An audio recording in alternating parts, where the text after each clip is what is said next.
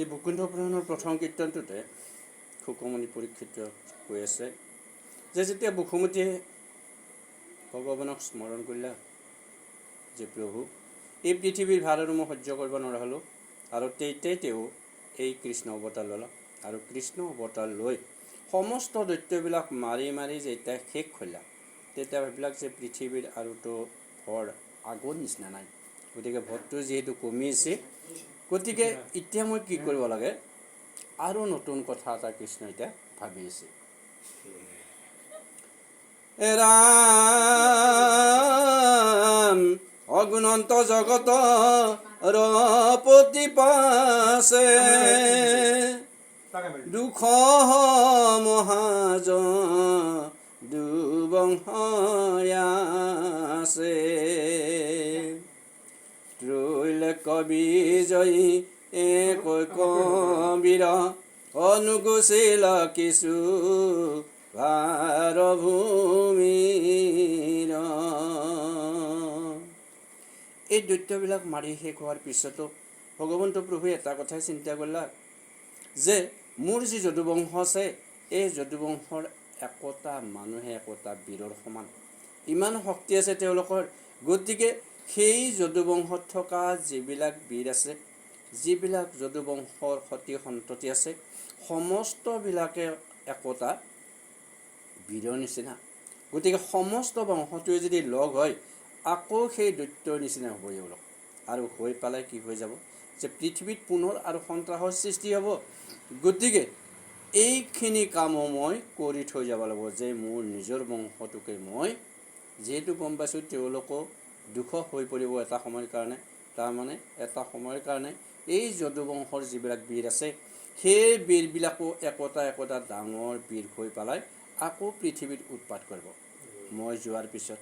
গতিকে সেইকাৰণে এতিয়ালৈকে পৃথিৱীৰ ভাৰ শেষ হ'ব বুলি মই ভাবিব পৰা নাই। ৰাম যিহেতু সবাৰো মই আশ্ৰয়, অকাহাতো হন্তে নাহি পৰাজয়, কণ্ডল লগাই তাসাম্বাৰ মেলে, পৃথিৱীৰ ভাৰ হৰিব হেলে।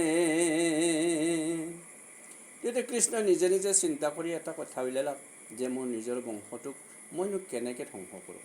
গতিকে ধ্বংস কৰাৰ উপায় এটা উলিয়াব লাগিব য'ত মোক কোনেও বেয়া নাপায়। গতিকে তেওঁ এটা চিন্তা কৰিলাক যে এই যদুবীৰবিলাকৰ মাজত এটাৰ লগত এটা, অৰ্থাৎ পৰস্পৰৰ মাজত কাজিয়া লগেদি মই এই বংশটো ধ্বংস কৰিব লাগিব। ৰামে গুণি পাছে যাদৱ কুলে, অদিয়াইলা বিপ্ৰসা প্ৰভু চলে, অমিলিল বিমংগ লদাৰ কাত, সবাৰো মনে কৰে উৎপাত। এই কথাটো ভাবি সেই কৃষ্ণই কলে কি, যাদৱ বংশ বিপ্ৰৰ জৰিয়তে বা ব্ৰাহ্মণৰ জৰিয়তে বা ঋষিমুনিৰ জৰিয়তে এনেকুৱা এটা সাপ দিলে, যি সাপৰ ফলত তেওঁলোকে নিজকে নিজে ধ্বংস কৰাৰ বাট এটা মুকলি হৈ গ'ল। আৰু এই সাপদাৰ পিছতে দ্বাৰকাত কি হৈ গ'ল, উৎপাত লাগিল।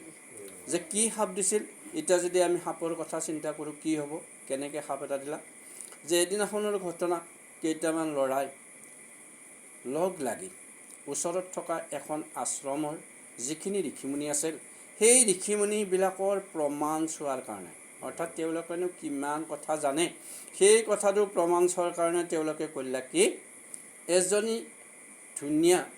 এজন ধুনীয়া মতা মানুহে তিৰোতাৰ ৰূপ লৈ তেওঁ কৰিছে কি, যে পেটত কাপোৰ সোমাই লৈ, যদি তাই গৰ্ভৱতী মহিলাহে এনেকুৱা এটা অৱস্থা কৰি তাই ধুনীয়া শাৰী চাৰী মেৰাই লৈ তেওঁনো কি সন্তান হ'ব, এই কথাটো সেই ঋষিমুনিৰ ওচৰত কোৱাৰ কাৰণে গৈছে যে ঋষিবোৰ আপোনালোকে কওকচোন, এই যে গৰ্ভৱতী মহিলাজনী আমাৰ লগত আহিছে, তেওঁ বিচাৰিছে যে তেওঁৰ কি সন্তান হ'ব, ল'ৰা হ'বনে ছোৱালী হ'ব, এই কথাটো আপোনালোকে ক'ব লাগে। এই কথাটো যেতিয়া ঋষিমুনিক ক'লে, ঋষিমুনিবিলাকে বোলে টপ কৰি চালে অলপ সময় টপ কৰি চোৱাৰ পিছতে ঋষিমুনিবিলাকে গম পালে যে ইহঁতে আমাক ঠাট্টা কৰিব আছে। ইমান সাহস ইহঁতে মোক ঠাট্টা কৰিব আহে, এই বুলি ঋষিমুনিবিলাকে সেই সাপ দিছে। তাকেই কৈছে বিপ্ৰ সাপ প্ৰভু কি হেৰি দিছে, চলেৰে, চল মানে এটা চোতা কৰি দিলা, যে তেওঁলোকেতো এনেওতো হেৰি ক'ব পাৰিলাগৈ যে তুহঁতে কি আমাক এগলা হেৰি ঠাট্টা কৰিব আহিছে এই বুলি খেদিও দিব পাৰিলাগৈ। কিন্তু ঋষিমুনিবিলাকৰ খং উঠি ক'লা কি যে যি কাৰণত তহঁতে এটা আহিছা নহয়, এইৰ ল'ৰাও নহয় ছোৱালী নহয়, এইৰ গৰ্ভত আগপাত নাঙালৰ ফাল হ'ব, আৰু সেই নাঙালৰ ফাল পাতেই হ'ব তহঁতৰ মৃত্যুৰ কাৰণ। আৰু এইটোহে হ'ল বিপ্ৰসাপ। আৰু এই বিপ্ৰসাপৰ ফলত কি হ'ল, কথাটো শুনাৰ পিছতে গোটেই দ্বাৰকাতে বিমংগল হ'ল। বিমংগল মানে দিনতে শিয়ালে হোৱা দেই, দিনতে হেৰিবিলাক ফেউৰাবিলাকে হোৱা দেই, বিভিন্ন অমংগল হৈ, বতাহ হৈ, বৰষুণ হৈ, শুকান বালি বতাহ আহি যায়। গতিকে বিভিন্ন ধৰণৰ যেতিয়া উৎপাতবিলাক হ'ল, তেতিয়া কৃষ্ণৰ ওচৰতো যোৱা নাই, গ'ল উগ্ৰসেনৰ ওচৰত। উগ্ৰসেনৰ ওচৰত যোৱাৰ পিছত উগ্ৰসেনো এই কথাটোৰ কোনো মীমাংসা কেনেকৈ কৰিব লাগে বা এই সাপটো কেনেকৈ শেষ কৰিব লাগে, সেই কথাটো উগ্ৰসেনো ভালকৈ ক'ব নোৱাৰিলে।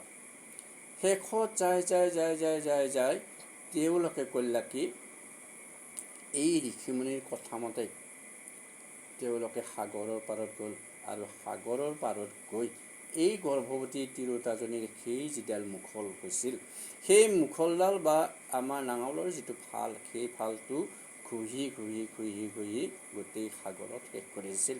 গতিকে এইখিনি কথা পৰামৰ্শ কোনে দিছিল, শেষত যাই কৃষ্ণই পৰামৰ্শ দিছিল যে তোমালোকৰ যিটো অৱস্থা হ'ল, সেইটো অৱস্থাৰ কাৰণে তোমালোকে নিজে দোষী। গতিকে এতিয়া তোমালোকে কৰা কি, সকলোবিলাকে লগ লাগি সেই সাগৰৰ পাৰত যোৱা, সাগৰৰ পাৰত যাই এইটো ঘঁহি এনেকুৱা কৰি দিবা যাতে কোনো ধৰণৰ ইয়াত আৰু লোহাৰ টুকুৰা নাথাকে।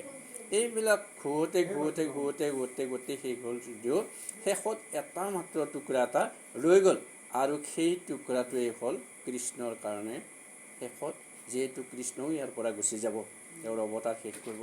গতিকে শেষ মুহূৰ্তত সেই সৰু টুকুৰাটোৱেই তেওঁক থৈ দিছিল, যে যিটো টুকুৰাৰ জৰিয়তে তেওঁ নিজেই বেলেগৰ জৰিয়তে সৰবৃদ্ধ হৈ এই পৃথিৱীৰ পৰা আৰামত গুচি যাব পাৰিব।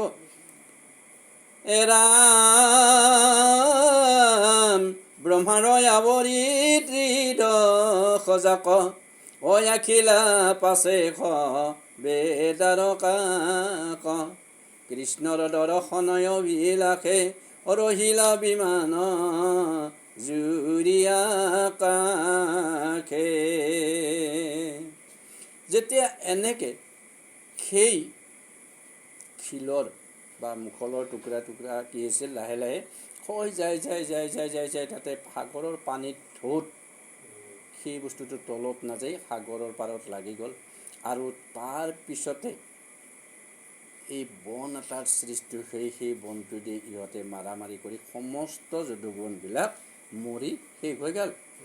আৰু তাৰ পিছত এতিয়া দেৱতাবিলাকে, ব্ৰহ্মা আদি কৰি দেৱতাবিলাকে কৈছে যে কৃষ্ণ এতিয়া আহাৰ সময় হৈছে, কৃষ্ণৰ পৃথিৱীত নাথাকে, গতিকে শেষ যিহেতু কৰিলাকে তেওঁ কাম শেষ হ'ল, এতিয়া তেওঁ পৃথিৱীক কেলে আহিব। গতিকে পৃথিৱীক কেলে আহাৰ আগে তোনা সকলোৱে দেৱতাবিলাক সকলোৱে জয় কৃষ্ণক এবাৰ পৃথিৱীতনো তেওঁৰ কি ৰূপত আছিল সেই কথাটো এবাৰ চাই আহা। আৰু তেওঁ যে এতিয়া বৈকুণ্ঠত আহিব কিছুদিন পিছত, আহাৰ আগে আমি তেওঁক বিদায় সম্ভাষণটো জনাব লাগে। আমাৰ যেনেকৈ স্কুলৰ পৰাই চলি মাহাক 10ৰ পিছত মেট্ৰিক দিয়াৰ পিছত বিদায় দিয়ে, যে ইমান দিন থাকিলি আৰু ভালে কুশলে, এতিয়াও জকে যা ভালে যাবি। গতিকে এনেকৈ সকলো দেৱতাবিলাকে আহি কৃষ্ণক চোৱাৰ অভিলাষ মানে মনতে এটা আশা কৰি তেওঁলোকে সেই দ্বাৰকাৰ ওপৰত আহি চবেই ৰৈ আছে।